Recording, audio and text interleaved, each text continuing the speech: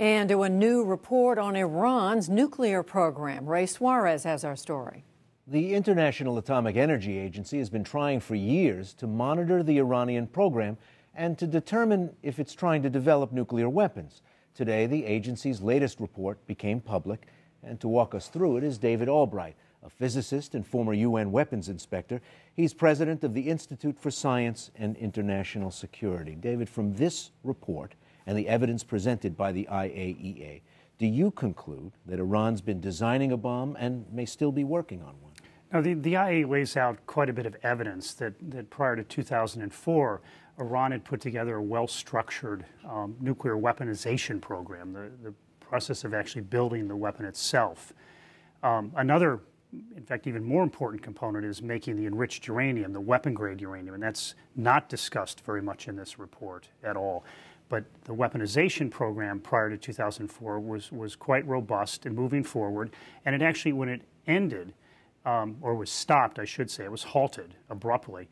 They were working on a warhead design that was about 1/2 meter across, which for a first effort is quite an achievement. And the IAEA report makes clear they had significant foreign assistance. The report talks about research and development for what it calls weapons-only research and names a bunch of things that could only be used in a weapon. Does this put an end to Iran's contention that it was only working on a peaceful program for generating electricity? It should. I mean, Iran should come clean. I mean, it says that it only wants civil nuclear power. I mean, the way out of this whole conflict with Iran is if Iran comes clean about these past nuclear weaponization activities. I mean, a lot of other issues with Iran could be settled if it was willing to come clean. So far, it's absolutely refused, and so far the comments are consistent with their lack of cooperation and accusations that these are forgeries. The IAEA is just a stooge of the United States, was what President Ahmadinejad said yesterday or the day before.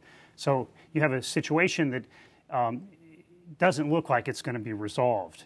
But the IAEA's put the report on the table, and now it's up for the international community to start to address it. Because frankly, it's actually a quite serious violation of the Nuclear Non-Proliferation Treaty that the IAEA's laid the case out for today.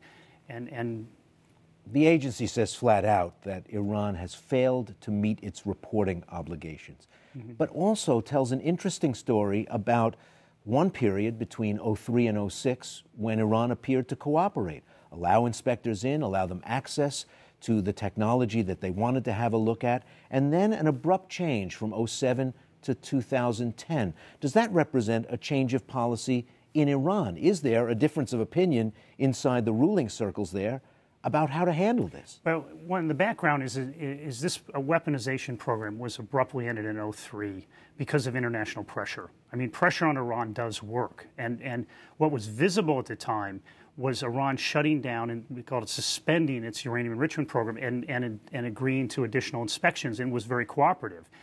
As part of that, they made a decision to hide the nuclear weaponization program, to disassemble it in a certain way and try to make it go away so the inspectors couldn't find it. Unfortunately, the negotiations that were part of that process did not bear fruit. And you can blame all kinds of sides in that, but they didn't bear fruit, and Iran broke with the suspension.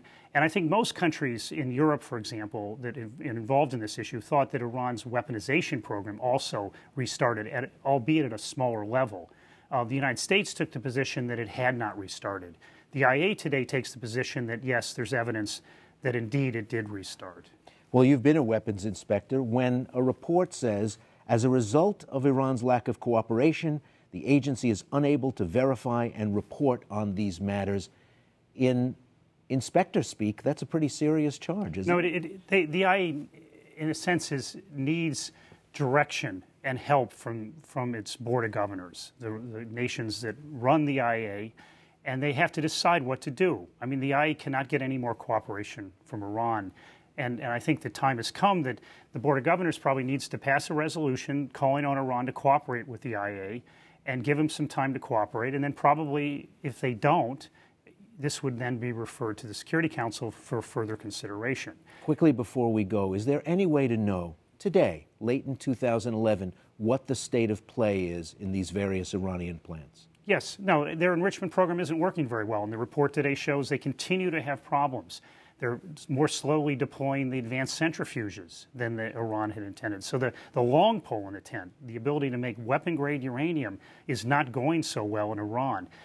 What we don't know is how much progress has Iran made on weaponization, but the evidence supports that they're not able to build a reliable warhead to put on a ballistic missile, that they did not finish that work in 2003, and it remains unfinished today. David Albright, thanks for joining us. Thank you.